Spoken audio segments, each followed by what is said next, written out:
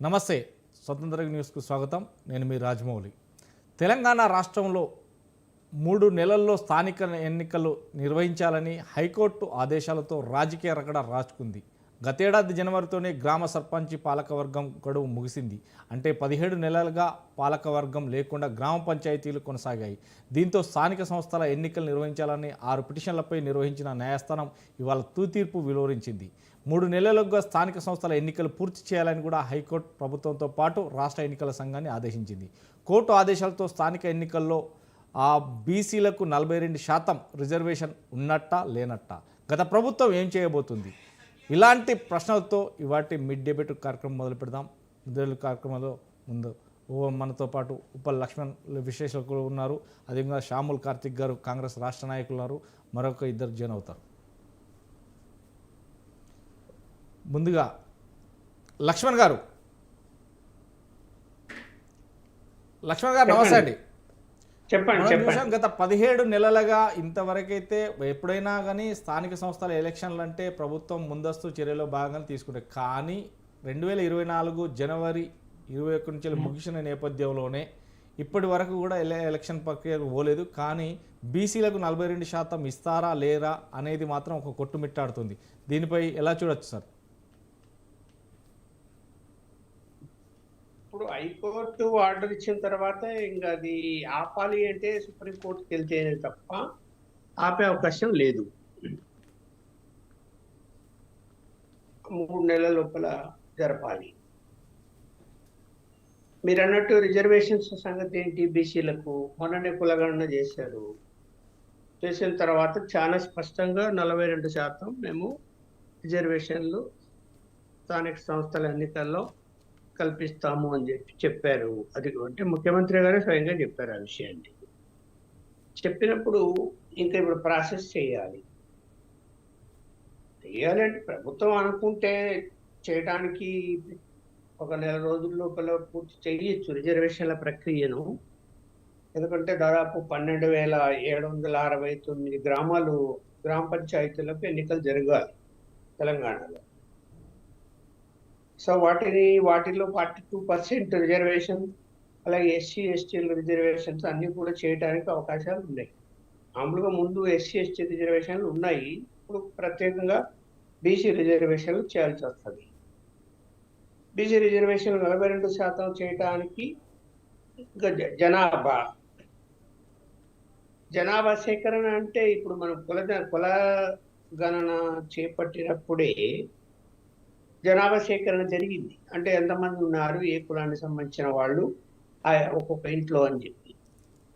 So దాన్ని బట్టి గ్రామాలలో అంటే గ్రామ పంచాయతీలో ఉన్న గ్రామాలలో గ్రామ పంచాయతీ మొత్తంగా ఎంతమంది ఏ కులం వాళ్ళు ఉన్నారు అనే డాటా, దాని ప్రకారము మెజారిటీగా ఎక్కడెక్కడ బీసీలు ఉన్నారు అన్నది క్యాల్కులేట్ చేసుకొని రిజర్వేషన్లను ప్రకటించే అవకాశం ఉంది. మరి ఇప్పుడు చూడాలి.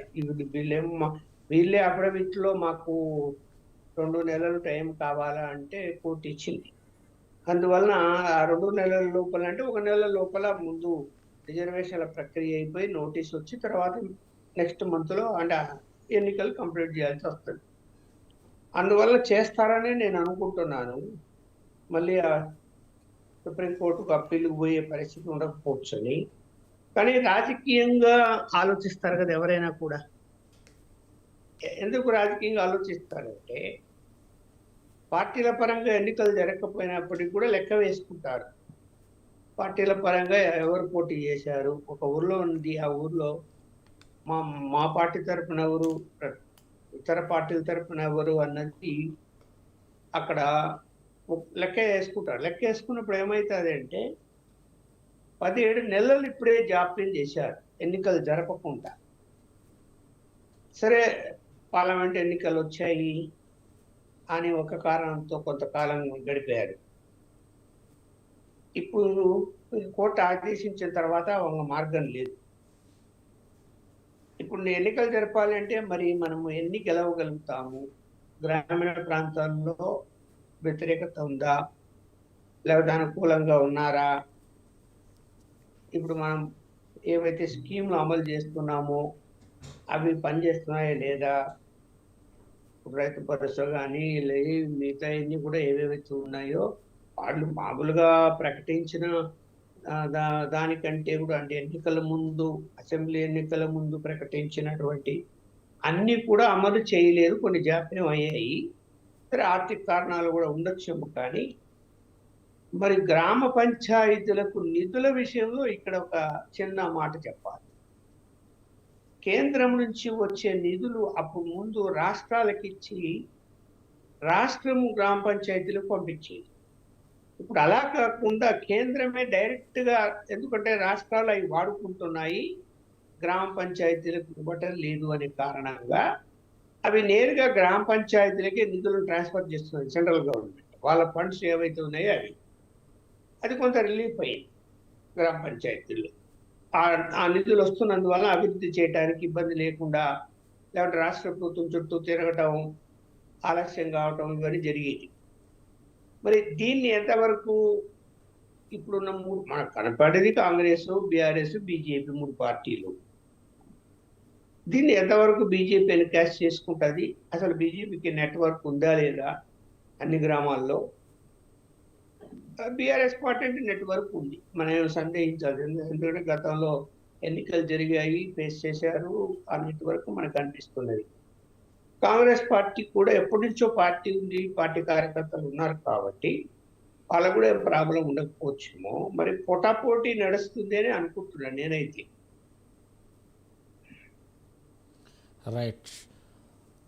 సుధాకర్ గారు కూడా బీఆర్ఎస్ రాష్ట్ర నాయకులు మనతో జాయిన్ అయ్యారు. నమస్తే అండి మనోజ్ గారు. నమస్తే. ఇప్పుడు మనం ఏదైతే 30 రోజుల లోపల ఆ వార్డు విభజన ప్రక్రియ కూడా పూర్తి చేసి ఎలక్షన్ ఇమీడియట్లీగా పెట్టాలి అంటూ కూడా 3 నెలల వ్యవధి లోపల పెట్టాలంటూ హైకోర్టు ఆదేశాలు జారీ చేయడం జరిగింది. ఏదైతే ప్రభుత్వానికి కావచ్చు, లేదంటే రాష్ట్ర ఎన్నికల సంఘానికి కావచ్చు. అంటే ఇంత త్వరగా, అంటే 1 నెల రోజులలో ఈ ప్రక్రియ మొదలవుతుందంటారా, లేకుంటే దీనికి ఏమైనా జాప్యం జరుగుతుంది అనేది స్పష్టంగా, ఎందుకంటే వస్తున్నటువంటి ఆరోపణలు తొందరగా అవుతుందని మీరు అనుకుంటున్నారా? ఇప్పుడు కాంగ్రెస్ పార్టీ గత 17 నెలలుగా, అంటే గత 17 నెలలుగా కూడా వాళ్ళు కాలయాపన చేసుకుంటూ వచ్చారు. ఏదైతే వాళ్ళు ఇప్పుడు ఆల్రెడీ లాస్ట్ ఇయర్ జనవరికే సర్పంచ్ అనేది వాళ్ళ టైం అనేది ముగిసింది. ఇప్పుడు ఈ సంవత్సరన్నర కాలంగా వాళ్ళు ఈ కాలయాపన చేసుకుంటూనే వచ్చారు. ఏదైతే వాళ్ళు ఇప్పుడు మళ్ళీ బీసీల కోసం బీసీ అది బిల్లు ఆమోదించుకొని రావాలి, అప్పుడే మేము ఎలక్షన్స్ కి వెళ్తామని. కానీ వీళ్ళకి నిజంగా కూడా చిత్తశుద్ధి ఉంటే ఇప్పుడు 17 నెలల వాళ్ళు కామారెడ్డి బీసీ డిక్లరేషన్ లో క్లియర్ గా మెన్షన్ చేశారు, నెలలోపే మేము కులగణన చేసేస్తాం, సర్వేలు చేసేస్తాం, నెలలోపే మేము బిల్లు తీసుకొస్తాం, ఫస్ట్ అసెంబ్లీ సెషన్ లోనే మేము బిల్లు పాస్ చేస్తాం. ఇవన్నీ కూడా వాళ్ళు క్లియర్ గా వాళ్ళ మేనిఫెస్టోలో కామారెడ్డి బీసీ డిక్లరేషన్ లో మెన్షన్ చేసిండ్రు. కానీ వాళ్ళు ఎంత నిర్లక్ష్యంగా మొన్న ఫిబ్రవరికి వరకు, అంటే 1 ఇయర్, దాదాపుగా 1 ఇయర్ కాలయాపన చేసి మొన్నటికి మొన్న అది అసెంబ్లీలో ఆమోదించి పంపించిండ్రు. ఇప్పుడు మేము కోరేది ఏంటంటే తప్పకుండా, అంటే ఇప్పుడు వాళ్ళు కోరినట్టే ఈ రోజు హైకోర్టు అనేది వాళ్ళకి టైం ఇచ్చింది నెలలోపు. అంటే వీళ్ళు తలుచుకుంటే ఒక అఖిలపక్షం ఏర్పాటు చేసి వీళ్ళు ఢిల్లీలో నిజంగా వీళ్ళకి చిత్తశుద్ధి ఉంటే, వీళ్ళకు బీసీల పట్ల నిజంగా కూడా వీళ్ళకి ప్రేమ అనేది ఉంటే, బీసీలకు న్యాయం చేయాలి అని కనుక ఉంటే, వీళ్ళు తలుచుకుంటే ఇది ఎంతసేపు అండి వెళ్ళి అఖిలపక్ష సమావేశం ఎన్నిసార్లు రేవంత్ రెడ్డి గారు దాదాపుగా 55 టైమ్స్ ఢిల్లీ వెళ్ళిండ్రు, మోడీ గారిని కలిసిండ్రు, 33 అంశాల మీద నివేదిక ఇచ్చిండ్రు, మాట్లాడిండ్రే తప్ప, వినతి పత్రాలు ఇచ్చి మాట్లాడిండ్రే తప్ప బీసీల గురించి బీసీ బిల్లును ఆమోదించండి అని చెప్పి కేంద్రానికి పంపించినాం, అది ఆమోదించి పంపించండి అని ఎక్కడ కూడా మాట్లాడలేదు. ఎప్పుడు కూడా వాళ్ళు ఏ రోజు కూడా వాళ్ళు బీసీల కోసం వాళ్ళు అడగలేదు. ఇప్పుడు కూడా ఏంటంటే కాలయాపన చేయడం కోసం ఈ ఎలక్షన్స్ ని ఇంకా డిలే చేయడం కోసమే వాళ్ళు హైకోర్టులో ఇది ఒక సాకుగా చూపించింది. కానీ నిజంగా వీళ్ళకు బీసీల పట్ల కానివ్వండి, రిజర్వేషన్ పట్ల కానివ్వండి, నిజంగా వీళ్ళకి చిత్తశుద్ధి ఉంటే వీళ్ళు ఇప్పటికైనా అఖిలపక్షం ఏర్పాటు చేసి ఇక్కడ బీసీ సంఘాలు అన్ని కూడా పోరాటం చేస్తున్నాం. ఈ రోజు తెలంగాణ జాగృతి తరఫున కూడా మా జూలై 17 తారీఖున రైలు రోకోకు పిలుపునిచ్చి ఒక్క విధంగా కేంద్రము దిగి వచ్చే విధంగా పోరాటం చేస్తున్నాం. వీళ్ళు ప్రభుత్వం తరఫున ఏం చేయాలి అన్నది ఆలోచించి చేసి బీసీలకు అది బీసీ రిజర్వేషన్ బిల్లును ఆమోదించుకొని వస్తే, వాళ్ళు ఏదైతే స్థానిక సంస్థ ఎలక్షన్ల లోపే ఆమోదించుకొని వచ్చి ఎలక్షన్లకు వెళ్తామని చెప్పింది. వీళ్ళకి ఇప్పటికి కూడా టైం ఉంది. 90 రోజులలో వీళ్ళు నెల రోజులలో వీళ్ళు అనుకుంటే వీళ్ళు ఖచ్చితంగా అనుకుంటే ఒక వారం 10 రోజులలోనే బిల్లు ఆమోదించుకొని వచ్చి వాటిని అన్నిటిని డివైడ్ చేసుకోవచ్చు. కానీ ఈ రోజు కాంగ్రెస్ పార్టీకి ఒక భయం అనేది ఉంది. ఎందుకంటే కాంగ్రెస్ పార్టీ పట్ల ప్రజల్లో తీవ్రమైన వ్యతిరేకత ఉంది. ఈ రోజు మేము రైతు భరోసా ఇచ్చినామని సంబరాలు చేసుకుంటున్నారు రేవంత్ రెడ్డి గారు, కానీ రైతులు ఏడుస్తున్నారు, అది ఆయనకు కనిపిస్తలేదు. ఈ ఒక్కొక్క ఎకరానికి ఆయన 9,500 బాకీ ఉండిపోయింది. ఈ రోజు వేసిన అని చెప్తుండే, కానీ ఒక్క ఎకరానికి ఒక రైతుకి ఆయన 9,500 రూపాయలు బాకీ ఉన్నా అవన్నీ పక్కన పెట్టేసి ఏదో కొంతమందికి ఇచ్చేసి మేము ఇచ్చినామని చెప్పి అంటున్నారు. కానీ ఈ రోజు రైతులు ఏడుస్తున్నారు, రైతులు బాధపడుతున్నారు. అవన్నీ పక్కన పెట్టి వీళ్ళు సంబరాలు చేసుకుంటున్నారు. వీళ్ళ గ్రామ స్థాయిలో ఈ రోజు కాంగ్రెస్ పార్టీ పట్ల తీవ్రమైన వ్యతిరేకత ఉంది.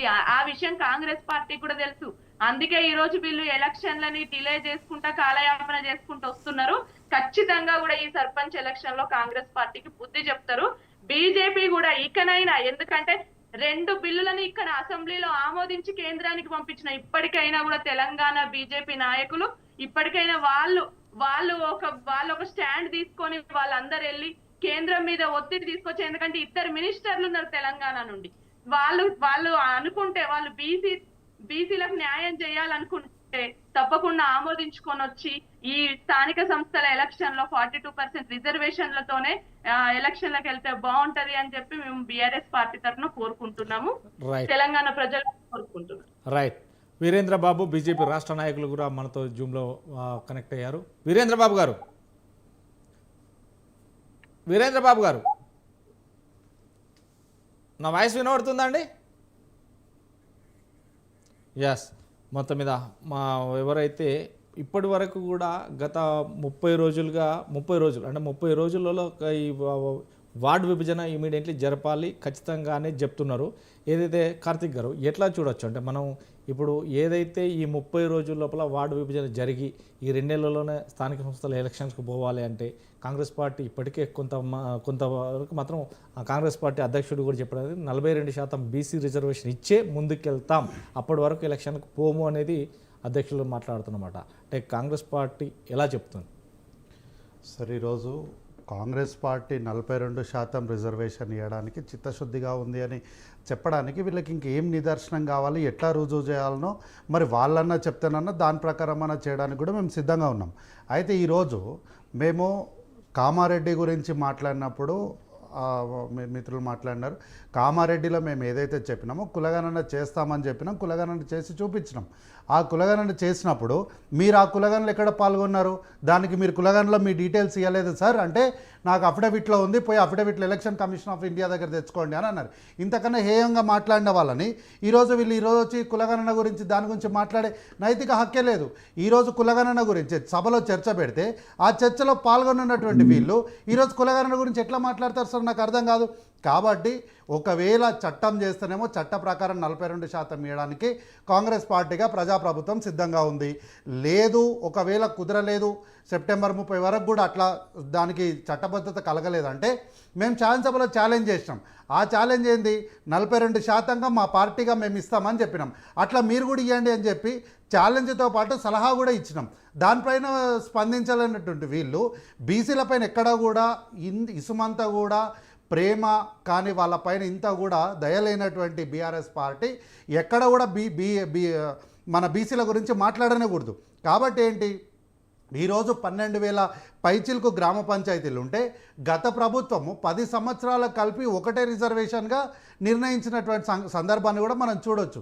అయితే ఆ 10 సంవత్సరాలకి ఏంటి, ఒకే వర్గానికి అంటే సింహభాగము అగ్రవర్ణాలకే ప్రాధాన్యత ఇస్తూ ఆ రోజు 10 సంవత్సరాలకు ఒకటే రిజర్వేషన్ కట్టుబెట్టింది. ఈరోజు మేమేమంటున్నాము, బీసీలకు పెద్దపీట వేయాలి, వాళ్ళని రాజకీయంగా ముందడుగు వాళ్ళని వేయించాలన్న ఉద్దేశంతో ఈరోజు మేము కాంగ్రెస్ పార్టీ నిర్ణయం తీసుకుంది. ఇంతకుముందు మిత్రులు అడుగుతున్నారు అఖిలపక్షం వేయాలన్నారు. ఇంతకన్నా హాస్యాస్పదం ఏముంటుందో నాకు అర్థం కాదు. నేను వారిని వేదిక పైన సూటిగా అడుగుతున్నా, మీరు 10 సంవత్సరాలు అధికారంలో ఉన్నప్పుడు ఎన్ని సంవత్సరాలు వేసినారమ్మా అఖిలపక్షాన్ని? ఏ రోజన్నా ప్రధాన ప్రతిపక్ష పార్టీలను కానీ విపక్ష పార్టీలను కానీ అసలు పార్టీలుగా మీరు గుర్తించిండ్రా?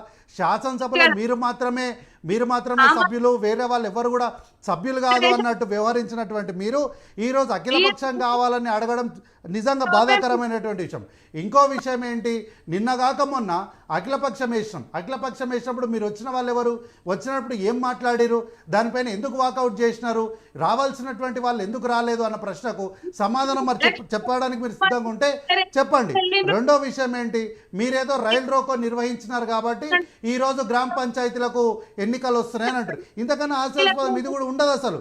మీరు గతంలో ఇట్లనే తెలంగాణ ఉద్యమం అప్పుడు ఉద్యమకారులందరినీ కూడా రైలు రోకో చేయండి, రైలు అద్దాలు వలగొట్టండి, రైళ్లను అంటబెట్టండి, బస్సులను అంటబెట్టండి అని చెప్పి ఉద్యమకారులను ఉసిగొల్పి నిన్నగాక మొన్న పోయిన నెలలో హైకోర్టులో దానిపైన కేసును కల్వకుంట్ల చంద్రశేఖరరావు గారిని కోర్టుకు రమ్మంటే అసలు ఆ వ్యాఖ్య నేను చేయలేదు, ఆ పిలిపే నేను ఇయ్యలేదు, ఆ ఉద్యమానికి నాకు సంబంధం లేదని చెప్పి తప్పించుకొని పారిపోయినటువంటి కల్వకుంట్ల చంద్రశేఖరరావు గారి నాయకత్వంలో ఈరోజు మీరు మళ్ళీ రైలు రోకో చేసినాం, అందుకోసం ఇవన్నీ చేసినామని చెప్పడం బాధాకరం. ఇంకో విషయం, మిత్రులను మాట్లాడుకుంటే ఏమన్నారు, రైతు భరోసా చేయలేదు అన్నారు.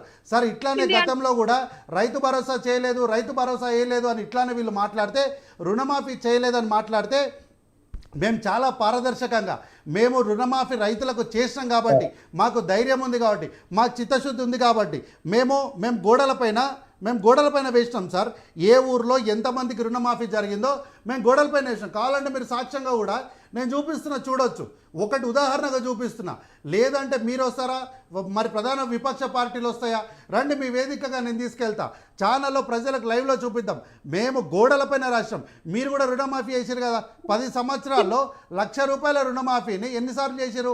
దాదాపు 5 నుంచి 6 సార్లు చేశారు. పోనీ దాని వివరాలైనా మీరు ఎక్కడైనా గోడలపైన రాసే మీకు ధైర్యం ఉంది? ఆ రోజు లేదు. కానీ ఈరోజు మేము చేసిన రుణమాఫీని, రైతుల పట్ల మాకున్న చిత్తశుద్ధిని, రైతుల పట్ల మాకున్నటువంటి ప్రేమని, రైతును రాజును చేయాలన్నటువంటి సంకల్పంతో మేము చేసిన కార్యక్రమాన్ని మేము చాలా ధైర్యంగా ప్రతి గ్రామంలో కూడా, ఆ గ్రామంలో ఎంతమంది అయితే రుణమాఫీకి అర్హులు ఉన్నారో ఆ రుణమాఫీకి సంబంధించిన అర్హుల యొక్క పేర్లను, వివరాలను, వారి తండ్రి పేరు, వారికి ఎంత విస్తీర్ణంగా భూమి ఉందో అన్ని వివరాలను కూడా మేము రాసి చూపించాం. కావాలంటే ఇగో నేను తీసుకున్న ఫోటోని చూపిస్తా.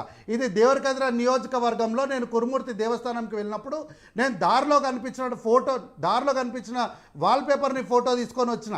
ఎక్కడ కూడా దీన్ని తీసుకొని వచ్చి నేను మీకు ఈరోజు సాక్ష్యంగా చూపిస్తున్నా. ఈ దేవరకద్ర నియోజకవర్గము, అక్కడ స్థానిక శాసనసభ్యులైనటువంటి జి మధుసూదన్ రెడ్డి జిఎంఆర్ గారు ఉంటారు. వారి శాసనసభ నియోజకవర్గ వారి పరిధిలో ఇది ఇట్లా గోడలపైన నేరుగా వారు రాసి చూపించారు. ఇంతకన్నా ఏం కావాలో మీకు సాక్ష్యం? ఇంకా సాక్ష్యం కావాలంటే రండి. మీరు ఎవరైనా వస్తారా, మీరే నేరుగా వస్తారా, మీ పార్టీ సభ్యులు వస్తారో రండి, మీకు సాక్ష్యంగా చూపించకపోతే మాట్లాడండి. కాబట్టి ఈరోజు స్థానిక సంస్థలను పూర్తిగా నాశనం పట్టించినటువంటి బీఆర్ఎస్ పార్టీ ఈరోజు మళ్ళా కొత్తగా వచ్చి ఎక్కడ కూడా స్థానిక సంస్థల గురించి మాట్లాడద్దు. మీ హయాంలోనేనమ్మా సర్పంచ్లు అందరూ ఆత్మహత్యలు చేసుకొని చచ్చిపోయినరు. మీ హయాంలో సర్పంచ్లుగా పనిచేసిన వాళ్ళు ఈరోజు హైదరాబాద్లో వాచ్మెన్లుగా కూలీ పనులు చేసుకుంటున్నారు. కాబట్టి ఈరోజు మీకు ఎక్కడా కూడా సర్పంచ్ల గురించి కానీ స్థానిక సంస్థల గురించి కూడా మాట్లాడే నైతిక అర్హత లేదు మీకు. మీరేదో కాంగ్రెస్ పార్టీ పైన వ్యతిరేకత ఉందని మీరు అంటున్నారు. ఇట్లా వ్యతిరేకత ఉంది, కాంగ్రెస్ పార్టీ పైన వ్యతిరేకత ఉంది, ముఖ్యమంత్రి రేవంత్ రెడ్డిని మారుస్తారని ఇట్లా మాట్లాడుకుంటూ పోతేనే ఎంపీ ఎన్నికల్లో మిమ్మల్ని తీసుకుపోయి సున్నాకి కూసబెట్టారు. కాబట్టి మీ నాయకత్వం మిమ్మల్ని ఎప్పుడు మోసం చేస్తుంది.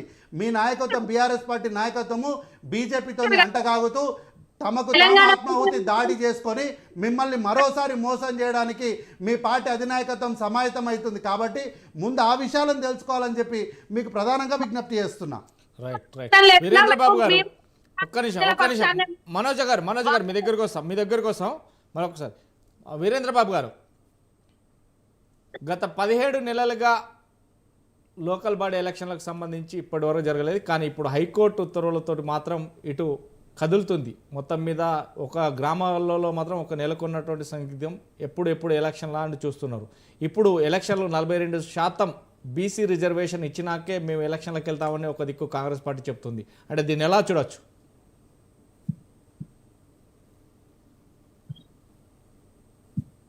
వీరేంద్ర బాబు గారు,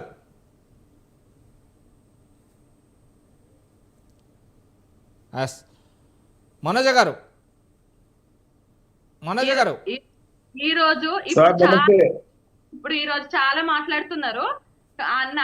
మీకు ఖచ్చితంగా ప్రజలు ఖచ్చితంగా ఇప్పుడు ఈ ఎలక్షన్లలో ఖచ్చితంగా బుద్ధి చెప్తారు. మీరు బీసీ డిక్లరేషన్ కామారెడ్డి డిక్లరేషన్ లో క్లియర్ గా నెలలోపు చేస్తామన్నారు. మీరు సంవత్సరానికి 20,000 కోట్లు బీసీ సంక్షేమానికి పెడతామన్నారు. ఇవన్నీ మాట్లాడకుండా 10 ఏళ్ళు అది జరిగింది, 10 ఏళ్ళు మేము బంగారు తెలంగాణ చేసినాం, 10 ఏళ్ళు మేము మస్తు చేసినాం. మేము మీకు ఎంపీ ఎలక్షన్ లో మాకు గుండు సున్నా ఇచ్చిందంటారు. మరి 8 సీట్లు మీకు ఇస్తే కేంద్రం నుండి మీరు ఎన్ని తీసుకొచ్చారు నిధులు? గుండు సున్నా కదా మీరు తెలంగాణకు తెచ్చింది. మీరు కేంద్రంతోనే దోస్తాను బాగానే చేస్తున్నారు. మరి ఎన్ని నిధులు తీసుకొస్తున్నారు? కేంద్రం నుండి ఎంత బడ్జెట్ తీసుకొచ్చిండ్రు? వాటి గురించి మాట్లాడరు. మీరు ఎంతసేపటికి మీకు ఏదైతే కాంగ్రెస్ పార్టీకి నిన్నటికి నిన్న మీ సీఎం రేవంత్ రెడ్డి గారే కదా మినిస్టర్లని కోపం చేసింది, మంత్రుల మీద ఆగ్రహం వ్యక్తం చేసింది. వాళ్ళకు కూడా తెలుసు, మీ అందరికీ తెలుసు మీకు గ్రౌండ్ లెవెల్లో ప్రజల నుండి వ్యతిరేకత ఉందని. మీరు గోడల మీద రాసి అంతవరకే పరిమితమైనరు. మీరు ఎక్కడైతే రైతు రుణమాఫీ ఏదైతుందో మీరు ఊరికి ఒక్కరికి ఇద్దరికి చేసి మేము రుణమాఫీ చేసినామని చెప్తున్నారు. రైతు భరోసా మీరు ఎన్నిసార్లు ఎగ్గొట్టి మొన్నిచ్చిండ్రు. అది కూడా ఎందుకు ఇచ్చిండ్రు? మీరు ఇప్పుడు స్థానిక సంస్థల ఎలక్షన్ల ముందు మీరు కావాలని ఇప్పుడు మొన్నిచ్చిండ్రు. దాంట్లో కూడా మీరు ఒక్కొక్క రైతుకి ఎంత బాకీ ఉన్నారు? మీరు మహిళలకు ఇస్తామన్న మహాలక్ష్మి పథకం ఏమైంది? మీరు ఎన్ని రోజులలో ఇస్తా ఉన్నారు మహాలక్ష్మి పథకం? 2,500 ఏమైంది మహిళలకి? మీరు మహిళలకు ఇస్తామన్న స్కూటీలు ఏమైంది? ఆ స్కూటీల గురించి లేదు, 2,500 లేదు. వృద్ధులని మీరు పెన్షన్లు, వృద్ధులకు మీరు 4,000 పెన్షన్ ఇస్తామని అధికారంలోకి వచ్చిండ్రు. మీరు అన్ని మభ్యపెట్టి తెలంగాణ ప్రజలు వీరేంద్ర బాబు గారు ఒక్క నిమిషం. మనోజ్ గారు మీ దగ్గర మళ్ళీ వస్తా. మనోజ్ గారు మళ్ళీ వీరేంద్ర బాబు గారు సార్, ఇప్పుడు కాంగ్రెస్ వాళ్ళు ఇంకా ఎలక్షన్స్ కి రెడీ అయిపోతున్నారా లేదా అని ఇప్పుడు కోర్టు చెప్పిన దాకా వీళ్ళు సిద్ధం అవ్వట్లేదు.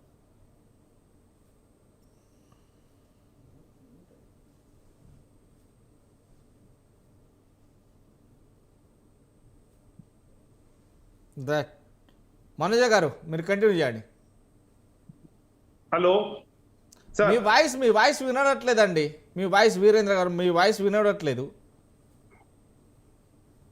మధ్యలో స్టక్ అవుతుందండి. ఒకసారి చూసుకోండి, క్లారిటీ చేసుకోండి. ఒక్క నిమిషం. మనోజ్ గారు మీ దగ్గరికి మళ్ళీ వస్తామండి. వీరేంద్ర గారు, మనోజ గారు కంటిన్యూ చేయండి. ఈ రోజు కేసీఆర్ గారి గురించి మాట్లాడుతున్నారు. కేసీఆర్ గారు ఉద్యమం చేసి తెలంగాణ ప్రజల్ని ఈ రోజు తెలంగాణ రాష్ట్రం తెచ్చుకున్నామంటే కేసీఆర్ గారు. ఈ రోజు తెలంగాణలో కాంగ్రెస్ ప్రభుత్వం ఉంది అంటే అది కేసీఆర్ గారు. అవన్నీ మర్చిపోయి ఈ రోజు కేసీఆర్ గారి గురించి మాట్లాడుతున్నారు. కేసీఆర్ గారు రైతులే రారాజని ఆయన 10 సంవత్సరాలలో ఏ ఒక్క రోజు కూడా ఆయన ఎన్నో ప్రెస్ మీట్లలో చెప్పిండ్రు. ఒక్క రోజు ఒక ప్రభుత్వ ఉద్యోగికి నేను జీతం లేటుగా వేసిందేమో గానీ ఎప్పుడు రైతులకు కూడా నేను రైతు బంధు గాని ఇవేవి గాని నేను ఒక్క రోజు కూడా లేట్ చేయలేదని కేసీఆర్ గారు ఎన్నోసార్లు చెప్పిండు. ఎందుకంటే ఆయనకు రైతు కష్టం తెలిసిన వ్యక్తి. ఈ రోజు తెలంగాణ పంజాబ్ తర్వాత ఈ రోజు ధాన్య ఉత్పత్తిలో నెంబర్ 1 గా ఉంది అని అంటే పంజాబ్ గురించి వీళ్ళు అసలే మాట్లాడొద్దు సార్. పంజాబ్ పోయి చెల్లని చెక్కలు ఇచ్చొచ్చారు వీళ్ళు. ఈడ రాష్ట్రం పరువు తీయడం కాక పంజాబ్లో కూడా పరువు తీసొచ్చారు. ఏం మేడం మీరు మాట్లాడుతారు? 10 ఏళ్లలో మీ బంగారు తెలంగాణ చేసిరా? బంగారు తెలంగాణ చేయలేదు మేడం. మీరు 10 ఏళ్లలో ఫోన్ ట్యాపింగ్ చేసారు. కావాలంటే ఇవ్వండి, మీకు సాక్ష్యంగా ఇస్తా. నోటీస్ ఇచ్చారు పోలీసులు. అండర్ సెక్షన్ 160 సిఆర్పిసి కింద సెక్షన్లు crime number 243/2024 under 166 409 427 201 120B 34 IPC కింద ఈరోజు పీడీపీపీకి యాక్ట్ కింద మేడం సెక్షన్ 65 66 కింద ఈరోజు నోటీసులు ఇస్తున్నారు మేడం. ఫోన్ ట్యాపింగ్ చేసి సంసారాలను ఆగం పట్టించినటువంటి మీరు ఈరోజు 10 ఏళ్ళు బంగారు తెలంగాణ మాట్లాడుతారు. టాపిక్ డైవర్ట్ అవుతుంది. మనం మాట్లాడాల్సింది స్థానిక ఎలక్షన్ల పైన. ఫోన్ ట్యాపింగ్ ప్రూవ్ అయిందా? తీసుకొచ్చి విచారణ చేపిస్తున్నారు. కావాలండి ఏంటి సాక్ష్యాలతో చూపించిన ఎందుకు 2,500 ఏమైందని అడుగుతున్నారు. అయ్యా అమ్మ నేను అడుగుతున్నా 2 లక్షల కోట్లు ఏమైనా కాదు అడుగుతుంది. దానిపైన లెక్కలు చెప్పండి. మళ్ళా ఉప్పల్ లక్ష్మణ్ గారు ఇదైతే 17 నెలలుగా లేనటువంటి స్థానిక సంస్థల ఎలక్షన్లు ఇప్పుడు హైకోర్టు తోటి ఒక రోజుగా అంటే ఒక్కసారిగా ముందస్తు ప్రణాళిక సిద్ధం చేసుకుంటున్నాయి. ఒక దిక్కు చూస్తే 42% బీసీ రిజర్వేషన్ ఇచ్చాకే మేము ఎలక్షన్ ముందుకెళ్తామంటున్నారు. కానీ ఇదంతా జరిగిన ఎస్సీ ఎస్టీ రిజర్వేషన్లకు సంబంధించి కావచ్చు, ఎస్సీ ఎస్టీ వాళ్ళకు సంబంధించి పక్కన పెట్టి వాళ్ళకు చేస్తారా లేకుంటే ముందుకు వెళ్తారా? ఇది ప్రత్యక్షంగా కొన్ని ఆరోపణలు మాత్రం వినబడుతున్నాయి. దీన్ని ఎలా చూడొచ్చు అంటారు? అంటే ఇప్పుడు కోర్టు ఆర్డర్ ఇచ్చిన తర్వాత ఇంకా ఆపడానికి లేదు. నేను ముందే చెప్పాను కదా, ఒకవేళ సుప్రీంకోర్టుకి వెళ్ళి మళ్ళీ టైం అడిగితే తప్ప ఖచ్చితంగా చేయాల్సి వస్తుంది. చేయాల్సి వస్తుంది అంటే బీసీ రిజర్వేషన్లు చేస్తారా చెయ్యరా? ఇప్పుడు దానికి మళ్ళీ ఖచ్చితంగా బిల్లు పాస్ కావాలా? ఒకవేళ వద్దనుకుంటే మాత్రం ఎస్సీ ఎస్టీ రిజర్వేషన్లు మామూలుగా యాజ్ ఇట్ ఈస్ కంటిన్యూ అవుతాయి. అంటే ఇప్పుడు కొత్తగా సేకరించిన కులగణన ప్రకారము బీసీలకు రిజర్వేషన్లు, ఎస్టీ ఎస్టీల రిజర్వేషన్లు మార్చాలి అంటే మళ్ళీ దాని మీద వర్కౌట్ చేసి దాన్ని తయారు చేసిన తర్వాత అది మళ్ళీ అసెంబ్లీలో పెట్టి బిల్లు పాస్ చేసుకోవాలి. లేదు గత ఎన్నికల్లో ఏది రిజర్వేషన్లు ఎస్సీ ఎస్టీలు ఉన్నాయో వాటిని ఫాలో అయిపోతాము అనుకుంటే ఏం అక్కర్లేదు, వెంటనే ఎలక్షన్స్ లోకి వెళ్ళిపోవచ్చు. కానీ అలా జరిగితే మేము బీసీలకు 42% రిజర్వేషన్ ఇస్తామని చెప్పినటువంటి కాంగ్రెస్ పార్టీకి వ్యతిరేకత పెరుగుతుంది. మీరు ఇవ్వకుండా ఎన్నికలకు పోతున్నారా అని. ఒకవేళ ఎన్నికలు పోవాలంటే ఇది చెయ్యి, ఈ ప్రాసెస్ కంప్లీట్ చేయాలి. చేస్తారు, రేపు ఎన్నికలు పోతారు అనుకుంటే ఇందాక బిఆర్ఎస్ మేడం చెప్పినట్టు ఏంటంటే ప్రజల్లో కొంత వ్యతిరేకత ఉన్నమాట వాస్తవం ప్రభుత్వం మీద. ఈ వ్యతిరేకత వలన మనకు తక్కువ శాతం సీట్లు వస్తే మరి ఏంటి కాంగ్రెస్ పార్టీ భవిష్యత్తు అనేది కూడా ఉంటుంది. ఎందుకంటే రూట్ లెవెల్లో పార్టీ బలంగా ఉండాలంటే గ్రామ పంచాయతీ ఎన్నికలు చాలా ఇంపార్టెంట్. ఎందుకంటే అక్కడ కార్యకర్తలు ఉంటేనే రేపు పొద్దున ఏదైనా శాసనసభ ఎన్నికలో పార్లమెంట్ ఎన్నికల్లో వచ్చినప్పుడు గ్రౌండ్ లో వర్క్ చేసేది వాళ్ళే. అందువలన మరి కాంగ్రెస్ పార్టీ ఆలస్యం కావడానికి కూడా అదే కారణం కదా. గెలుస్తామో లేదో, ఓడిపోతే పరిస్థితి ఏంటి, తర్వాత అప్పుడు ముందు అసెంబ్లీ ఎన్నికలు వచ్చాయి, పార్లమెంట్ ఎన్నికలు వచ్చే ముందు ఎందుకు చేయలేదు అంటే మళ్ళీ దాని ఎఫెక్ట్ పార్లమెంట్ ఎన్నికల మీద పడతామని అనుకున్నారు, అది అయిపోయింది. ఇప్పుడు దాని తర్వాత కూడా చేయలేదు, మళ్ళీ కులగణన పెట్టారు. సరే దాంట్లో బీసీల కోసం అని చెప్పి పెట్టామన్నారు, బీసీలు వచ్చేసింది. ఇప్పుడు రిజర్వేషన్ ప్రకటించాలి అంటే ఇప్పుడు ఎక్సర్సైజ్ చేయాలి అనుకుంటే ఇప్పుడు ప్రతి పంచాయతీలో కూడా మళ్ళీ వార్డుల విభజన అవన్నీ కూడా ఆల్రెడీ స్ట్రక్చర్ ఉంటది కాబట్టి కొంత ఈ రిజర్వేషన్ల వరకు చేంజెస్ వస్తాయి కాబట్టి దాన్ని చేయడానికి ఒక నెల టైం పడుతుంది. అదే వాళ్ళు అడిగింది కూడా హైకోర్టులో టైం పడుతుంది మాకు అని. టైం ఇచ్చింది కోర్టు. ఇచ్చిన తర్వాత ఇంకా మళ్ళీ రాజకీయ కారణాలతో మనం ఎన్నికలకు పోతే ఓడిపోతామేమో అనుకొని మళ్ళీ వాయిదా వేయడానికి ఏమైనా ప్రయత్నాలు చేస్తారా, ఏదో ఒక రీజన్స్ పెట్టి అనేది వేచి చూడాలా. మరి కోర్టుకి ఏం సమాధానం చెప్తారు, మళ్ళీ ఏమైనా సుప్రీంకోర్టుకి వెళ్తారా, ఏం జరుగుతుంది అని. ఇప్పుడున్న వాతావరణంలో అయితే కనుక ఇప్పుడు బిఆర్ఎస్ పార్టీ బీజేపీ కాదు అలా ఉంచండి, కాంగ్రెస్ పార్టీలోనే లుకులు కూడా వచ్చాయి, అభిప్రాయ భేదాలు వచ్చాయి, మంత్రివర్గ విస్తరణలో అభిప్రాయ భేదాలు వచ్చాయి, అలాగే ముఖ్యమంత్రి పర్ఫార్మెన్స్ మీద అభిప్రాయ భేదాలు ఉన్నాయి. పార్టీలోని అంతర్గత తగాదాలు ఉన్నప్పుడు ఛాలెంజ్ చేస్తున్నారు పార్టీ ఇంటర్నల్ గాని. మరి వీళ్ళందరూ రేపు గెలిపించాలి కదా, గెలిపించగలుగుతారా? ఏకాభిప్రాయం సాధ్యమవుతుందా కాంగ్రెస్ పార్టీలోనే?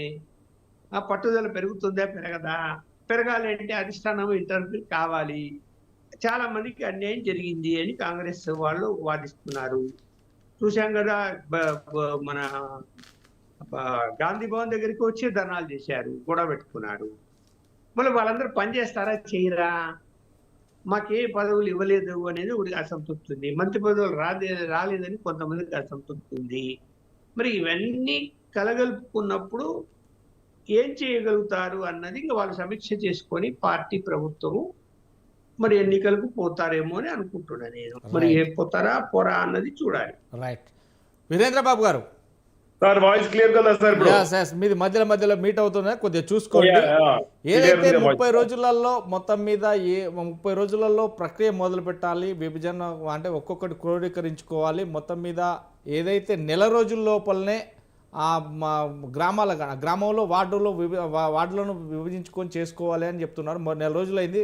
3 నెలలు మాత్రం తెలంగాణ లోపల రాష్ట్ర వ్యాప్తంగా కూడా ఉన్నటువంటి మన గ్రామాలలో స్థానిక సంస్థల ఎలక్షన్లు మొదలు పెట్టాలని ఇటు ప్రభుత్వంతో పాటు అటు ఎలక్షన్ కమిషన్కి కూడా హైకోర్టు ఉత్తర్వులు జారీ చేసింది. దీన్ని ఎలా చూడొచ్చు అంటారు? సార్ ఇప్పుడు భారతీయ జనతా పార్టీ చాలా క్లియర్ గా ఉంది. ఎలక్షన్స్ రేపు పొద్దున అంటే కూడా మేము రెడీగా ఉన్నాము. ముందర సమయము కాలాపన చేసుకుంటూ వస్తుంది ఈ ప్రభుత్వం, కాంగ్రెస్ ప్రభుత్వము. వాళ్ళకి ధైర్యం సరిపోతలేదు. ఇప్పుడే వారు అన్నట్టుగా వాళ్ళ మధ్యలో లుకలుకలు వచ్చాయి. ఆ లుకలుకలన్నీ సర్దిద్దుకోవడం కోసము మరి కేంద్రం నుంచి వాళ్ళ కాంగ్రెస్ నుంచి ఇబ్బందులు పడుతున్నారు. కాబట్టి వాళ్ళకి లోపల లుకలుకలు కూడా ముందర వెళ్ళడానికి ధైర్యం ఇది అవుతలేదు. రైతు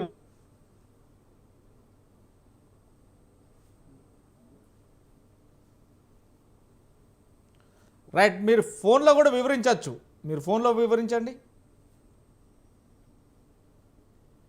రైట్, శ్యామిల్ గారు, కార్తిక్ గారు ఇప్పటికే గత ప్రభుత్వం విమర్శిస్తుంది. ఇప్పటికే 17 నెలల కాలయాపన చేశారు. ఒక భయం పట్టుకుంది, మొత్తం మీద కాంగ్రెస్ పార్టీకి ఒక భయం పట్టుకుంది. అందుకనే ముందుకు వెళ్ళట్లేదు, దీన్ని కాలయాపన చేసుకుంటూ వస్తుందని బీఆర్ఎస్ ఆరోపిస్తుంది. దానిపైన ఏమంటారు? ఇప్పుడు వాళ్ళు ఆరోపించడం తప్ప ఇంకా వాళ్ళు చేయగలిగింది ఏం లేదు సార్. ఎందుకంటే మేము చాలా చిత్తశుద్ధితోని మేము ఇక్కడ 42% బీసీలకు పెద్దపీట వేయాలి, స్థానిక సంస్థల్లో వాళ్లకు పెద్దపీట వేయాలని చెప్పి మేము ఈరోజు దానికి కులగణన చేసినాం. కులగణన చేసి దాన్ని శాసనసభలో చట్టంగా చేసినాం. చట్టంగా చేయడంతో పాటు కేంద్రంలో పార్లమెంట్లో లీడర్ ఆఫ్ అపోజిషన్ ఉన్నటువంటి మా నాయకుడు రాహుల్ గాంధీ గారు, మీరు ఒకవేళ ఈరోజు బీసీ కులగణన మీరు చేయకపోతే రేపొద్దున మేము వచ్చినాక మేము చేసి తీరుతామని చాలా కరాఖండిగా చెప్పిన తర్వాత రాహుల్ గాంధీ గారికి భయపడినటువంటి బీజేపీ పార్టీ వెంటనే కులగణన చేయండి అని చెప్పి ఆదేశాలు ఇచ్చింది. ఆదేశాలు ఇవ్వడంతో ఈరోజు కులగణనకు ఒక రూపం వచ్చింది.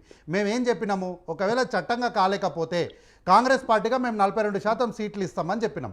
మా యొక్క నిర్ణయాన్ని చెప్తూ మీ నిర్ణయం ఏంటో చెప్పండి అని శాసనసభలు అడిగితే మేము దీనిపైన వాకౌట్ చేస్తున్నామని పారిపోయిండు కల్వకుంట్ల తారక రామారావు గారు. ఈరోజు గోడలపైన రాసినాక కూడా ఇంకా ఒకరికి ఇద్దరు ఇచ్చారు అని చెప్తే ఇంకెవరిని తప్పు పట్టించాలనుకుంటున్నారు? ఈరోజు మిత్రులు మాట్లాడుకుంటూ కాంగ్రెస్ పార్టీ ఏదో భయపడింది అని అంటారు. కాంగ్రెస్ పార్టీ ఏం భయపడలేదమ్మా. కాంగ్రెస్ పార్టీ అధికారంలో లేనప్పుడు మీరు అది గత 10 సంవత్సరాల అధికారంలో ఉన్నప్పుడు మీ హయాంలో సర్పంచులుగా ఎన్నికయ్యి సర్పంచుల నుంచి ఎంపీటీసీఓ, ఎంపీపీగా, జెడ్పీటీసీ, జిల్లా పరిషత్ చైర్మన్గా, ఎమ్మెల్యేగా ప్రజలకు రాజకీయాల్లో మంచి చేయాలి, మంచి సేవను అందించాలని గత సంవత్సరము అదృష్టము దురదృష్టము గత సంవత్సరం చాలామంది యువకులే సర్పంచులకు ఎన్నికైతే ఆ సర్పంచులో చాలామంది మీరు బిల్లులు చెల్లించకపోతే ఆ బిల్లుల తాలూకు అప్పులు కట్టలేక వాళ్ళు ఆత్మహత్యలు చేసుకున్నారు. భార్యల మెడలో పుస్తల తాడును తాకట్టు పెట్టి అప్పులు తెచ్చి వాళ్ళు అప్పులు కట్టుకొని కొంతమంది ఆత్మహత్యలు చేసుకున్నారు, కొంతమంది హైదరాబాద్లో వచ్చి కూలి పని చేసుకుంటున్నారు. కాబట్టి మీ హయాంలో జరిగినటువంటి విధ్వంసాల గురించి ముందు మాట్లాడిన తర్వాత కాంగ్రెస్ పార్టీ భయపడింది, అట్లుంది ఇట్లుందని మాట్లాడాలి. ఈరోజు మీరు అడుగుతున్నారు కదా ఎన్ని నిధులు తెచ్చిరని. గతంలో మీరు సారు కారు 16 మాకు ఇంకా తిరుగులేదు అని బీరాలు పలికినటువంటి మీరు, కారు మాటలు మాట్లాడినటువంటి మీరు ఎన్ని నిధులు తెచ్చిరు దాని లెక్క చెప్పిన తర్వాతనే ఈరోజు మాట్లాడాలి. రాష్ట్రంలో 2 కేంద్ర మంత్రులు ఉన్నారు. వాళ్ళు ఈరోజు మంత్రులుగా ఉండి ఈరోజు వాళ్ళు ₹1 తీసుకురానికే చేత అయితే లేదు. మీరు వాళ్ళని అడగలేని ప్రశ్నలు కాంగ్రెస్ పార్టీని అడుగుతున్నారంటే ఇక్కడే అర్థమవుతుంది మీకు బీఆర్ఎస్ పార్టీకి ఉన్నటువంటి బంధాలు ఏంటన్నది. ఈరోజు మా మధ్య లేదో విభేదాలు ఉన్నాయి, మా మంత్రివర్గం లేదో విభేదాలు ఉన్నాయని మాట్లాడుతున్నారు.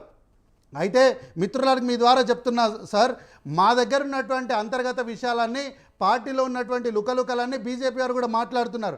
ఆ లుకలుకలన్నీ మాకు అంతర్గతంగానే ఉన్నాయి. కానీ సాక్షాత్తు కల్వకుంట్ల చంద్రశేఖరరావు గారి కుమార్తె అయినటువంటి కవితక్క గారే మా నాయన కల్వకుంట్ల చంద్రశేఖరరావు గారి చుట్టూ దయ్యాలు ఉన్నాయి, మా పార్టీలో భూతాలు ఉన్నాయని చెప్పారు. ముందు దాని గురించి మాట్లాడండి. మా పార్టీ లుకలుకలు మేము చూసుకుంటాం. కానీ రాజాసింగ్ గారు నిన్నగాక మొన్ననే ఒక మాట అన్నారు, కొంతమందితో నేను కలిసి పనిచేయాలనని. కాబట్టి ఆ రాజాసింగ్ గారు చెప్పినటువంటి వాళ్ళెవరో ముందు వాళ్ళని ఐడెంటిఫై చేసుకున్న తర్వాత మీరు మా దగ్గర మాట్లాడండి. అయితే ఒక్క మాట మాత్రం నేను చాలా స్పష్టంగా ఈ వేదిక పైన చెప్తున్నా, కాంగ్రెస్ పార్టీ స్థానిక ఎన్నికలు పెట్టకపోవడానికి కారణం ఏంది అంటే, ఒకరోజు లేట్ అయిందేమో, సంవత్సరం లేట్ అయిందేమో, కానీ బీసీలకు పెద్దపీట వేయడం ద్వారా బీసీలను రాజకీయంగా ముందుకు నడిపించాలన్నటువంటి చిత్తశుద్ధి వల్లనే దాన్ని పూర్తిగా రేపొద్దున ఎక్కడ కూడా న్యాయపరమైనటువంటి చిక్కులు రాకుండా జాగ్రత్తలు తీసుకోవడంలో మాత్రమే ఒకరోజు లేట్ అయింది. అయితే మా లుకలుకలన్నీ కూడా మేము గాంధీ భవన్లో కూర్చోబెట్టి ఒక గ్లాస్ మంచినీళ్ళు ఒక కప్పు ఛాయ్ ఇస్తే అయిపోయేదానికి పెద్దగా విషయాలు ఏం లేవు. కానీ పక్కనున్న పార్టీలు మా పార్టీ లోపల ఏం జరుగుతుందో తెలుసుకోకుండా ప్రజలకు ఏం మంచి చేయాలి, నిర్ణయాత్మకంగా ప్రభుత్వానికి ఏం సూచనలు చేయాలో చెప్తే బాగుంటుంది. అవి వదిలేసి ఏమీ చేయలేక ప్రభుత్వం గురించి, ప్రజల గురించి, ప్రగతి గురించి మాట్లాడాలనేటువంటి మీరు మా పార్టీ అంతర్గతమైనటువంటి కార్యాలయం గోడలు ఏం జరుగుతుందో తొంగి చూడడం, మంది సంసారాలకు తొంగి చూడడం, ఇప్పటికైనా అధికారం పోయినాక కూడా ఇంకా ఈ తొంగి చూసే బుద్ధులు మీకు పోలేదు. కాబట్టి గతంలో ఈ ముఖ్యమంత్రి గారు ఒక మాట చెప్పారు సార్, ఎంపీ ఎలక్షన్స్లో మిమ్మల్ని సున్నా చేసి కూసబెడతామని వారు ఆ రోజు మాట చెప్పారు. ఈరోజు చెప్తున్నాం మేము కాంగ్రెస్ పార్టీ కార్యకర్తలుగా, ఈరోజు మేము చెప్తున్నాం మీకు, మిమ్మల్ని ప్రతి స్థానిక సంస్థ ప్రతి ఎన్నికల్లో కూడా మిమ్మల్ని సున్నా చేసే బాధ్యత కార్యకర్తలుగా మేము తీసుకుంటాం. ఎందుకంటే మీరు ఫోన్ సార్ నిన్నాక మొన్న నేను విచారణ ముందుకు వెళ్ళినప్పుడు పోలీసులు వివరాలు అందించినప్పుడు నిజంగా వీళ్ళ మీద విరక్తి పుట్టింది సార్. రాజకీయాల్లో ఇట్లాంటి వాళ్ళు తెలంగాణ రాష్ట్రంలోనే కాదు భూమి మీదనే ఉండకూడదు, ఇట్లాంటి వాళ్ళు ఉండకూడదు. కాబట్టి మిమ్మల్ని స్థానిక సంస్థల్లో జీరో చేసే వరకు నిద్రపోయే ప్రసక్తే లేదు. మిమ్మల్ని ఖచ్చితంగా జీరో చేస్తాం. మీ హయాంలో జరిగినటువంటి ప్రతి అవినీతిని బయట పెడతాం. మీ హయాంలో గ్రామ పంచాయతీలో ఎన్ని డబ్బులు నొక్కేసిండ్రో ప్రతి విషయాన్ని కూడా ప్రజలకు మేము వివరిస్తాం. మీ హయాంలో గ్రామ పంచాయతీల పేర్ల మీద ఎన్ని డబ్బులు మీరు కేంద్రంలో నుంచి రాష్ట్రం నుంచి దారి మళ్లించిన ప్రతి అంశాన్ని కూడా మేము మున్సిపాలిటీలో కానీ ఎంపీటీసీలు జెడ్పీటీసీలకు మీరు చేసినటువంటి అన్యాయాలను ఖచ్చితంగా ప్రజలకు వివరిస్తాం. తద్వారా మీరు ఈ స్థానిక సంస్థల ఎన్నికల్లో మీరు జీరో రావడంతో పాటు మీ పార్టీని బీఆర్ఎస్ పార్టీ అని గులాబీ పురుగును ఈ తెలంగాణ రాష్ట్రం నుంచి పూర్తిగా పెకిలించి వేసేదాకా ఈ యొక్క ఎన్నికలు మేము వాడుకుంటామన్న విషయాన్ని మీకు తెలియజేస్తున్నా. ఎలక్షన్లు పెట్టడానికి మాట్లాడుతున్నారు. మీరు మంది సంవత్సరాలలోకి కాంగ్రెస్ పార్టీ తొంగి చూస్తుంది, బీఆర్ఎస్ పార్టీ మీకు తెలియదేమో, మీరు 10 ఏళ్ళ అధికారంలో ఉన్నారు, మీకు తెలియదేమో. ఒక్కసారి మీరు జూబ్లీహిల్స్ పోలీస్ స్టేషన్ కి వెళ్తామా మీకు పూర్తి వివరాలు వస్తాయి. మీకు తెలియదు, మీకు అధికార పార్టీలు ఉన్నారు, మీరు అమాయకులు, మీ అధినాయకత్వం చేసే పని మీకు తెలియదు. ఇంటర్నల్ లో మా పార్టీలో ఉన్న తప్పు ఒప్పులను మేము డిస్కస్ చేసుకుంటాం. మీకెందుకంత బాధ? మరి మాలుకల గురించి మీకెందుకమ్మా? మేము డిస్కస్ చేసుకుంటాం. మీకెందుకు? లోటుపాట్లను మేము డిస్కస్ చేసుకుంటాం. మీరు టీలు తాగకుండా మీరు ముచ్చట్లు పెట్టుకుంటే లేండి. మేము మా పార్టీలో ఉన్న విషయాలని మేము తప్పు ఒప్పులను మేము ఎంచుకుంటే వచ్చే నష్టం ఏముంది? కేసీఆర్ గారేంటి, కేసీఆర్ గారు, కవితక్క గారు, కేటీఆర్ గారు అందరూ కూడా కేసీఆర్, తెలంగాణ ప్రజలందరూ కూడా కేసీఆర్ గారి నాయకత్వాన్ని కోరుకుంటున్నారు. ఈ రోజు ఈ సంవత్సరంన్నర కాలంలోనే తెలంగాణ ప్రజలు బాధపడుతున్నారు. కేసీఆర్ గారు తెలంగాణ ప్రజలకు బాధ వచ్చినప్పుడు గుర్తొచ్చేది కేసీఆర్ గారు. మీకు కేవలం ఎలక్షన్ల టైంలోనే మీకు తెలంగాణ ప్రజలు గుర్తొస్తారు. మీకు కేవలం మీ రాహుల్ గాంధీ గారికి ఎలక్షన్లతోనే కదా, ఓట్లతోనే కదా తెలంగాణ ప్రజలతో ఉన్న బంధం. కానీ కేసీఆర్ గారికి అది కాదు. కేసీఆర్ గారు ఆయన తెలంగాణ ఉద్యమం నుండి ఉన్న వ్యక్తి, ఆయనకు మాకు ఉన్నది పేగు బంధం. మీరు మాట్లాడుతున్నారా? ఈ రోజు మహిళలకు మీరు ఏం చేయలేక ఈ రోజు మీ పార్టీ 42% రిజర్వేషన్ అని మాట్లాడుతున్నారు. మీరు కామారెడ్డి డిక్లరేషన్ లో అది చెప్పి ఎలక్షన్లలో గెలిచిండ్రా? మీరు చెప్పింది ఏంటిది? మా పార్టీ ఇస్తుందని చెప్పలేదు మీరు. మేము బిల్లు తీసుకొస్తాం, దాన్ని మేము ఆమోదిస్తాం, మేము చట్టబద్ధత చేస్తామని చెప్పి మీరు కామారెడ్డి డిక్లరేషన్ పేరుతోనే బీసీల ఓట్లు దండుకొని ఈ రోజు మీరు గద్దెనెక్కి కూర్చున్నారు. ఇప్పుడు మా పార్టీ ఇస్తుంది, మీకు చిత్తశుద్ధి ఉంటే మీ పార్టీ ఇవ్వండి. మీకు అది కాదు కదా, మీరు ఎలక్షన్లలో మా మేనిఫెస్టోలో ఏది చెప్పిండ్రో అది చెయ్యండి. అది చేయకుండా మీరు ఎంతసేపటికి బీఆర్ఎస్ పార్టీ మీకు తెలుసు, మీకు కూడా తెలుసు గ్రౌండ్ లెవెల్లో కాంగ్రెస్ పార్టీ పని అయిపోయింది. ఈ రోజు గ్రామాలలో కాంగ్రెస్ పార్టీ నాయకులని ఎంత వ్యతిరేకత ఉన్నది అని చెప్పి మీ ఎమ్మెల్యే ఒక గ్రామానికి వెళ్తే ఎంత వ్యతిరేకత ఉన్నది అన్నది మీకు తెలుసు. మీరు ఏం చేయలేదని, మీరు వృద్ధులకు పెన్షన్ ఇవ్వలేదని తెలుసు, మీరు మహాలక్ష్మి పథకం అమలు చేయలేదని తెలుసు, ఒక ఫ్రీ బస్సులను ఇచ్చి ఉన్న బస్సులన్నింటినీ ఎగరగొట్టిందన్న విషయం తెలుసు. మీరు మహిళలని కోటీశ్వర్లను చేస్తా అని చెప్పేసి 4 గోడల మధ్యలోనే మహిళలను పరిమితం చేసే విధంగా మీరు వ్యవహరిస్తున్నారన్న విషయం తెలుసు.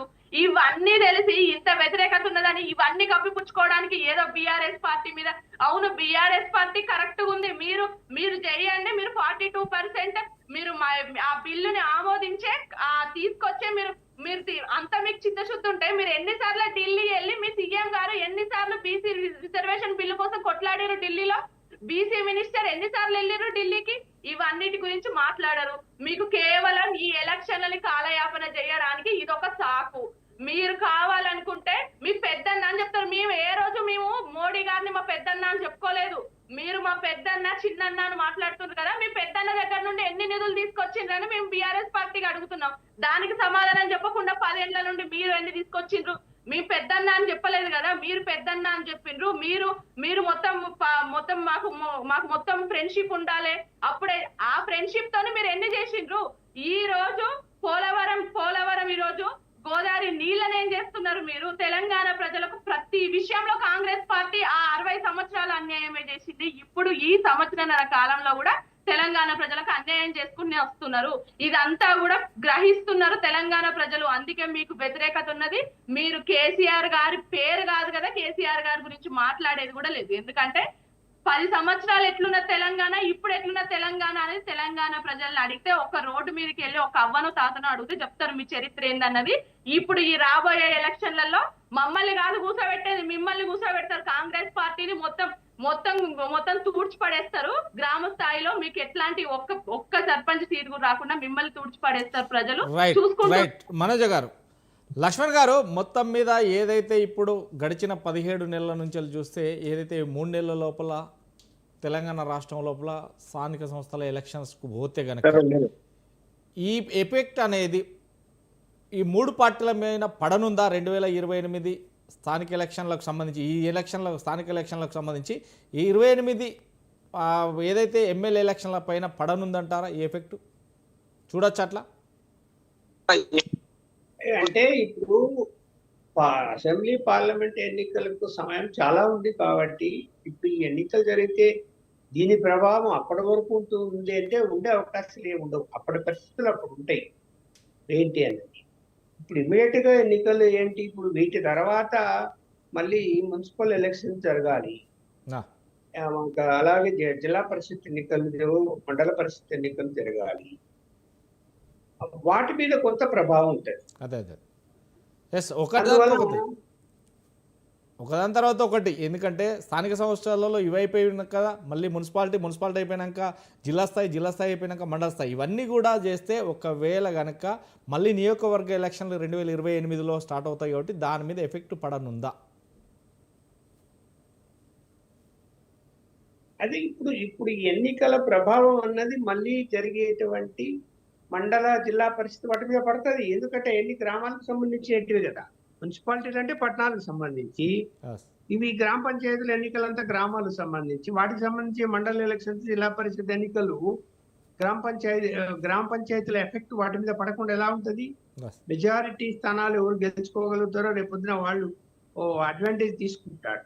మామూలుగా అయితే సహజంగా లోకల్ బాడీ ఎన్నికలు అంటే అధికార పార్టీకి అనుకూలంగా వాతావరణం ఉంటుంది. ఎందుకు? అధికార పార్టీకి అనుకూలంగా మనము ఉండకపోతే నిధులు రావనో అభివృద్ధి జరగదనో ఆలోచిస్తారు.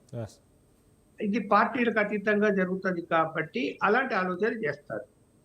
మళ్ళీ రేపు పొద్దున ఈ ప్రభావం వాటి మీద పడదంటే అందువల్ల ఖచ్చితంగా ఆ ప్రభావం పడుతుంది అంటే ఇప్పుడు ఏంటి కాంగ్రెస్ పార్టీ పరిస్థితి? ఇందాక నేను చెప్పాను ఎంతవరకు యూనిటీగా ఉండి సాధించుకోగలుగుతారు అని. రెండోది బీఆర్ఎస్ పార్టీలో కూడా ఇవాళ కవిత ఒక దుకాణం పెట్టడం వలన ఆమె కొంత ఆమె గ్రూపు తయారు చేస్తున్నది. తనేదో స్వచ్ఛంద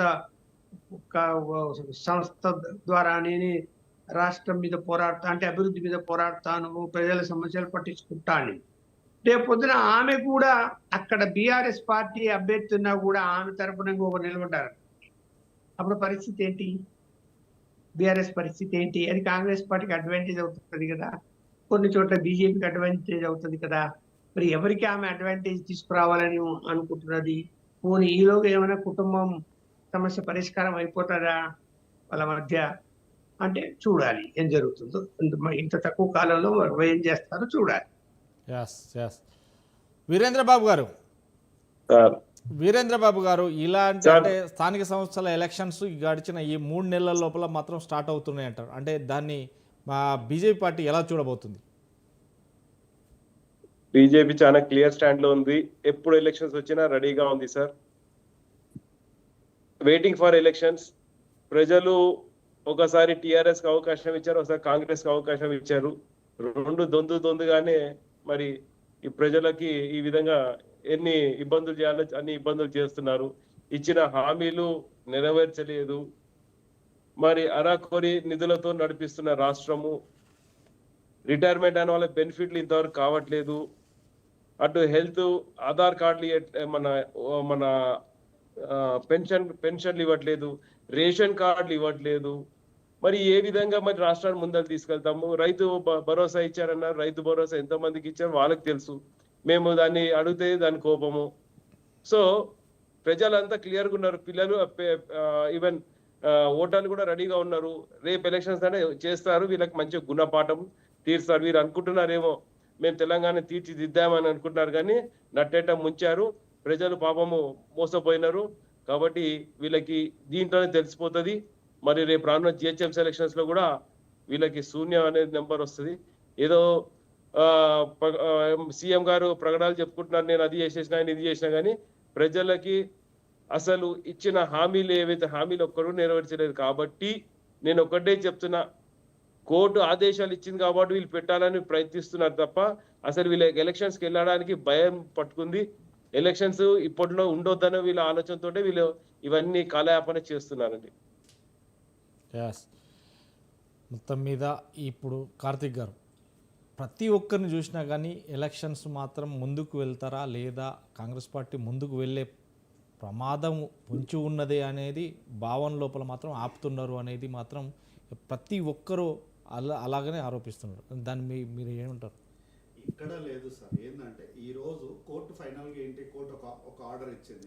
ఓకే, మేము దాన్ని ఇబ్బంది పెట్టలేదు సార్. ఓకే, కోర్టు ఆర్డర్ని మేము ముందుకెళ్తాం, సెప్టెంబర్ 30 మేము ఎన్నికలు నిర్వహిస్తామని చెప్పినాము. ఇక చెప్పిన తర్వాత కూడా వీళ్ళకున్న ప్రాబ్లం ఏంటి, మేమేం చెప్పినాం, బీసీలకు పెద్దపీట వేస్తామన్న విషయాన్ని గురించి మేము ఆగినాము. ఎస్, లేట్ అయింది, దానివల్ల వచ్చి సరే ఓకే, లేట్ అవ్వడానికి కారణం ఏంటో కూడా చెప్పినాము. వీళ్ళు 10 ఏళ్ళు చేయలేనటువంటి దాన్ని మేము జస్ట్ ఒక 10 నెలల్లో దాన్ని చేసి చూపించినాము, దానివల్ల లేట్ అయింది. అయితే ఈరోజు మేమేమో రైతుల అకౌంట్లో టింగ్ అని పైసలు వేస్తుంటే వీళ్ళేమో పక్క రాష్ట్రంలో ఉన్న వాళ్ళని చూసి ఇన్ఫ్లుయెన్స్ అవ్వుకుంటూ రోడ్ల మీదకి వచ్చి రపారపా అని చెప్పి పోస్టర్లు పట్టుకొని ప్రజల్ని ఎవరిని తప్పుదారి పట్టించాలనుకుంటారో నాకు అర్థమైతలేదు. కాబట్టి పక్క రాష్ట్రంలో జరుగుతున్నటువంటి అంశాలను తీసుకొచ్చి వీళ్ళకంటూ ఇక్కడ ఎక్కడ కూడా స్వంతంగా ప్రజలకు ఏం చేయాలనో తెలియనటువంటి వీరు బ్రహ్మాండంగా అని చంద్రబాబు నాయుడు గారు మాట్లాడినటువంటి మాటలు తీసుకొచ్చి ఆ పదాన్ని తీసుకొచ్చి ఇక్కడ ఆపాదిస్తారు. ఆయన అక్కడ రెడ్ బుక్ రాసిన అంటే వీళ్ళు వచ్చి ఇక్కడ పింక్ బుక్ రాస్తామంటారు. నినాక మొన్న వాళ్ళు ఏదో రప్పరప్ప అని పోస్టర్లు పట్టుకుంటే వీళ్ళు వచ్చి ఇక్కడ రప్పరప్ప అని పోస్టర్లు పట్టుకుంటున్నారు. కాబట్టి వీళ్ళు ఏంటంటే ఆంధ్ర ప్రాంతంలో రాజకీయాలు ఎట్లా జరిగితే ఇక్కడ కూడా రాజకీయాలు అట్లనే చేయాలని వీళ్ళు ఆలోచన చేస్తున్నారు. ఇంతకుముందు మిత్రులు మాట్లాడుకుంటూ మేమేదో మోదీ గారిని పెద్దన్న అన్నామని చెప్పి బాధపడుతున్నారు. అక్క, మేము పెద్దన్న అన్నందుకు మీరు బాధపడరు, బాగానే ఉందమ్మా. కానీ కల్వకుంట్ల చంద్రశేఖరరావు గారు మీడియా వేదిక పైన Modi is my friend, is my best friend, yes I'm telling this, is my best friend అని అనలేదా? మీరు వినలేదంటే చెప్పండి, స్వతంత్ర ఛానల్ ద్వారా మీకు ఆ వీడియో క్లిప్ పంపిస్తే చూసుకోండి. అయితే కల్వకుంట్ల తారక రామారావు గారిని ముఖ్యమంత్రిని చేయడానికి సహకరించండి అని కల్వకుంట్ల చంద్రశేఖరరావు గారు మోదీ కాళ్ళు పట్టుకుంటే ఆయన దానికి సహకరించినందుకు మీ ఇద్దరి మధ్యలో ఉన్నటువంటి వ్యక్తిగత వైరాన్ని తీసుకొచ్చి రాష్ట్రానికి కేంద్రానికి రాష్ట్ర కేంద్ర ప్రభుత్వాల వైరంగా అంటించినటువంటి హీనమైన చరిత్ర కలిగినటువంటి మిమ్మల్ని ఒక్కటే సూటి ప్రశ్న అడుగుతా. రాష్ట్రమైనటువంటి తెలంగాణ రాష్ట్రాన్ని ఎందుకు మీరు దాదాపు 8.19 లక్షల కోట్ల అప్పు చేసిన తర్వాత కూడా ఎందుకు మీరు సర్పంచ్లకు తాలూకు బిల్లుల్ని పెండింగ్ పెట్టాల్సి వచ్చిందో ఆ విషయాన్ని సూటిగా చెప్పండి. అయితే ఇదొక్కటే కాదు సార్, వీళ్ళు ఇంకొక మాట కూడా అన్నారు. ఏమన్నారు? ఏకగ్రీవం చేస్తేనంట వీళ్ళు ప్రత్యేకమైనటువంటి నిధులు ఇస్తారని ఆ రోజు హామీ ఇచ్చారు. ఇట్లా ఏకగ్రీవంగా ఎన్నిక చేసినటువంటి ఎన్ని సర్పంచ్ పంచాయతీ తాలూకు వాటికి మీరు ప్రత్యేకమైనటువంటి నిధులు ఇచ్చినారో లెక్క చెప్తారా మీరు? తర్వాత ఏమన్నారు? దత్తత గ్రామాలు తీసుకున్నారు. ఈ దత్తత గ్రామాలని ఎందుకు మీరు నిర్వీర్యం చేసిరో మీరు ఒకసారి వివరంగా చెప్తారా? ఇంతకుముందు మీరు అన్నారు కదా, కాంగ్రెస్ పార్టీ 42% బీసీలకు చిత్తశుద్ధి లేదని. నేను ఛాలెంజ్ చేస్తున్నా, నేను గర్వంగా ధైర్యంగా నేను ఛాలెంజ్ చేస్తున్నా పార్టీ ప్రతినిధిగా. ఒకవేళ కేంద్ర ప్రభుత్వం చట్టబద్ధత కల్పించకపోతే కాంగ్రెస్ పార్టీగా మేము 42% అమలు చేస్తాము. ఆ బాధ్యత మీరు తీసుకుంటారా? మీ పార్టీ చెప్పగలదా అట్లా? ఎందుకు కల్వకుంట్ల తారక రామారావు గారు 42% గురించి చెప్పమంటే శాసనసభలకు వెళ్ళి పారిపోయినరు? ఈరోజు బీజేపీ మిత్రులు మాట్లాడుకుంటూ ఒకసారి బీఆర్ఎస్ అవకాశం ఇచ్చారు, ఒకసారి కామారెడ్డి డిక్లరేషన్ లో పెట్టుకున్నారు. మీరు పోరాడండి, కేంద్రం మీద ఒత్తిడి తీసుకురండి. 10 సార్లు 50 సార్లు పోయిండు, ఇంకో 10 సార్లు ఒమ్మనుండి. పోయిన ప్రతిసారి ఈ బీసీ అంశం గురించే మాట్లాడమనుండి, ఈ బిల్లు గురించే మాట్లాడమనుండి. అది పక్కన ఛాలెంజ్ చేస్తున్న మా పార్టీ నుండి, మీ పార్టీ నుండి ఇచ్చింది మనోజ్ గారు మీ దగ్గరికి వస్తాను. మనోజ్ గారు మీ దగ్గరికి వస్తాను. మనోజ్ గారు మీరు ఒక్క నిమిషం సైలెంట్ ఉండండి. మీ దగ్గరకు వస్తాను. ఇన్ని నిధులు తీసుకొని వచ్చినాం కాబట్టి ఈ నిధుల తాలూకు వివరాలు ఇవి. ఇన్ని అభివృద్ధి కార్యక్రమాలు కేంద్రం నుంచి మేము తీసుకొచ్చాం కాబట్టి మాకు ఓటేయండి అని ధైర్యంగా చెప్పలేనటువంటి వీళ్ళ స్టాండ్ ఏంటి? కాంగ్రెస్కి అవకాశం ఇచ్చారు, బీజేపీకి బీఆర్ఎస్కి అవకాశం ఇచ్చారు కాబట్టి మాకు కూడా అవకాశం ఇవ్వండి. మేము కూడా దోచుకు తినడానికి మాకు అవకాశం ఇవ్వండి. బీఆర్ఎస్ దోచుకు తిన్నట్టు మేము కూడా దోచుకు తింటున్నాం. కాంగ్రెస్ పార్టీ కష్టపడి ఈరోజు సర్పంచ్లకు అట్లాగే బిల్స్ పెండింగ్ పెట్టిన వాళ్ళకు క్లియర్ చేస్తుంది కాబట్టి వాళ్ళ పరిపాలన బాగుండదు, మాకు దోచుకు తినడానికి అవకాశం ఇవ్వండి. 11 సంవత్సరాలు కేంద్రంలో అధికారంలో ఉన్నటువంటి వీళ్ళు, సర్పంచ్లకు నిధులు ఇవ్వనటువంటి వీళ్ళు, జిఎస్టీ నిధులు ఎగ్గొట్టినటువంటి వీళ్ళు ఈరోజు రాష్ట్రంలో అధికారం కావాలని కోరుకోవడం హాస్యాస్పదం. కాబట్టి బీఆర్ఎస్ పార్టీ నాయకులు ఒక్కటి గుర్తుపెట్టుకోవాలి సార్, వీళ్ళు ఎన్నికలకు పోకన్నా ముందు వీళ్ళు ప్రజల ముందుకు వచ్చి ఒక్క విషయం చెప్పాలి. మేము సర్పంచ్లకు బిల్లుస్ పెండింగ్ పెట్టడానికి కారణం ఏంటి ఎక్స్ప్లెయిన్ చేయాలి.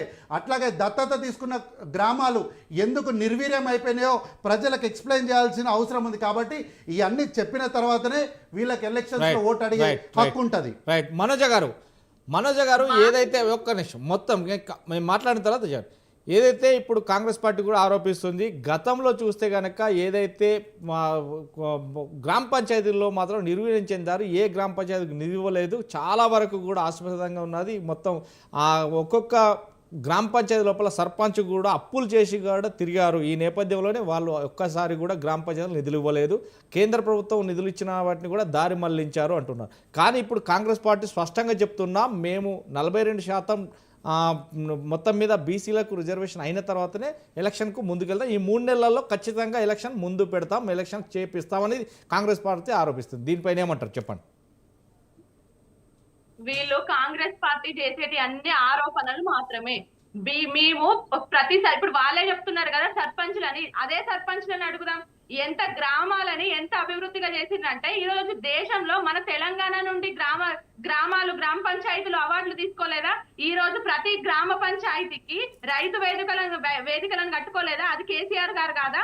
ప్రతి గ్రామానికి వైకుంఠ ధామాలను కానివ్వండి, ప్రతి ఒక్కటి కూడా ఏదైతే ఒక గ్రామానికి అవసరమో మంచినీళ్లు కానివ్వండి, ఎక్కడ కూడా తాగునీరు సదుపాయాన్ని అందించి ఆ మిషన్ కాకతీయతోని చెరువులను కుంటలను ఏ విధంగా గ్రామాలను డెవలప్ చేసుకున్నారని ఆ విషయం ప్రతి గ్రామ ప్రజలకు తెలుసు. ప్రతి గ్రామాలలో రోడ్లు ఏం అభివృద్ధి చేశారో చెప్పండి మీరు. చెప్పండి.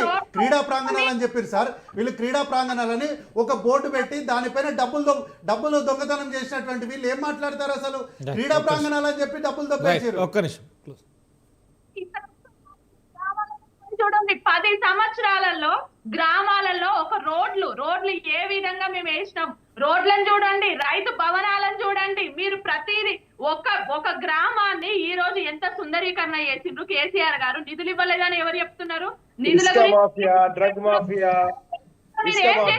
మాఫియా మర్డర్లు మాట్లాడుతున్నారు. ఇంకొకటి కుటుంబ సమస్య అన్నారు. ఇప్పుడు నేను సార్ చెప్తున్నా, కుటుంబ సమస్య కాదు కవితక్క గారికి, కానీ ఎట్లాంటి కేసీఆర్ అని మాకు కుటుంబ సమస్య అన్నది లేదు. ఏదైతే పార్టీలో కొన్ని లోపాలు ఉన్నాయో ఆ లోపాలని ఏ పార్టీలోనైనా తప్పు ఒప్పులు ఉంటే ఆ పార్టీలో తప్పు ఒప్పులని సవరించుకోవాలి, వాటిని కరెక్ట్ చేసుకొని ముందుకెళ్ళాలి అన్నది అందరూ ఆలోచించుకుంటారు. అదే విధంగా కవితక్క గారు చెప్పిండ్రు. అంతేగాని బీఆర్ఎస్ వేరు కాదు, జాగృతి వేరు కాదు. బీఆర్ఎస్ జాగృతి ఒకటే. మేము ఎవరం పనిచేసినా కూడా బీఆర్ఎస్ కోసమే పనిచేస్తాం, కేసీఆర్ గారి నాయకత్వం కోసమే పనిచేస్తాం.